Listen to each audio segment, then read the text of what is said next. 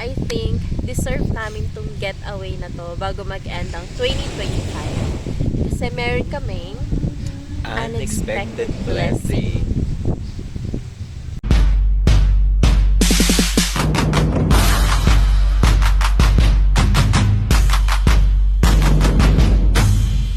Hi, welcome to our channel.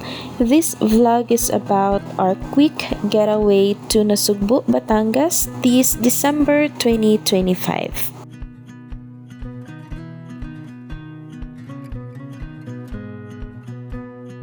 Ayun na nga, nag-joyride lang tayo papuntang Batangas. Ay, mali! Asawa ko pala ang rider, pasensya na. So, ito kasama namin si Baby Shark.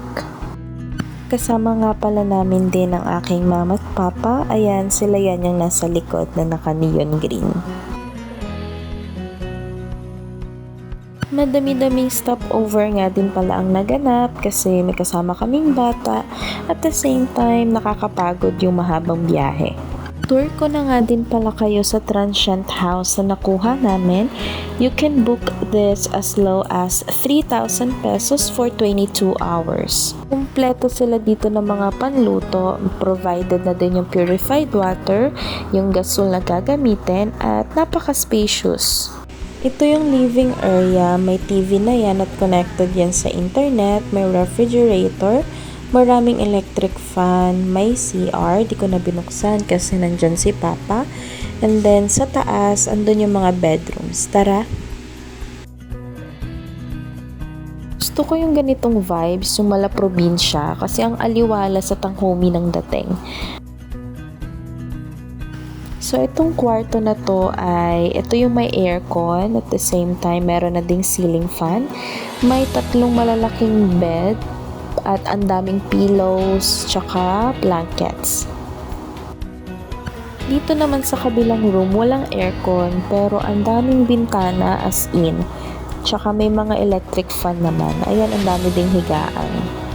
Ang relaxing pati ng view, oh. Ang greeny, nakakatuwa. One of the perks kapag kasama ang mamala at ang papalo ay naiiwan namin ang bata without worrying at nakakaalis o nakakagalaw kami ng malaya. Malaya?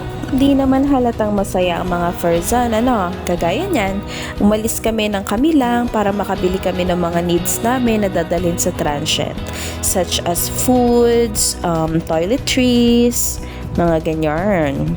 Sobrang convenient nga pala ng area na to kasi may malapit na Alphamart, may Dali, may palengke, may mga talipapa and everything na mabibilhan mo. Mga 10 minutes drive away lang naman. Kabalik nga ng transient ay nakapagluto na tayo agad at nung hapon kami ay nag-ihaw ng liempo, tilapia at saka na rin bangus.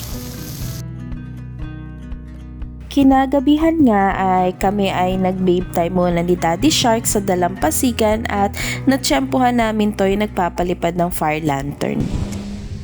Hi guys! So, I think deserve namin tong getaway na to bago mag-end ang 2025. Kasi meron kaming Unexpected blessing. So yun, yung blessing na to ay pinag-pray talaga namin kay Lord. Ang daming nangyari, but I think talagang plano ni Lord talaga na ibigay ito para sa akin. So, ayun, sana lang, we're hoping and we're praying na bigyan ko ng handle this kind of blessing. The next morning, 5 a.m. pa lang ay gising na ako to prepare our breakfast.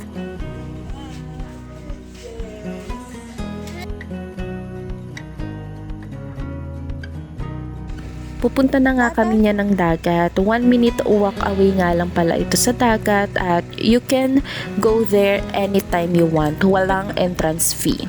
I do not have cute videos ni Enzo na naliligo sa dagat kasi sobrang takot niya as in. Siguro na overwhelmed siya sa alon kasi this is his first time na magdagat.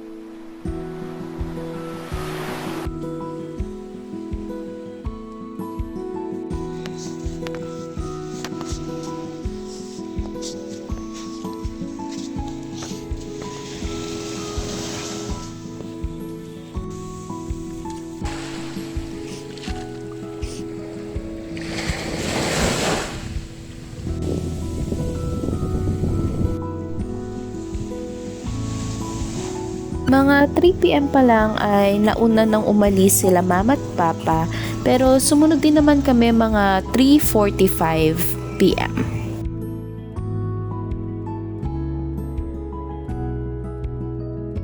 Bigla kaming naabutan ng malakas na ulan dito sa taas ng bundok. Mabuti na lang ay may abandonadong building dito na nasilungan kami. Hindi naman kami lahat ng ligtas ng araw na iyan. Thank you Lord. At yun lang. Maraming salamat sa panonood. Bye-bye!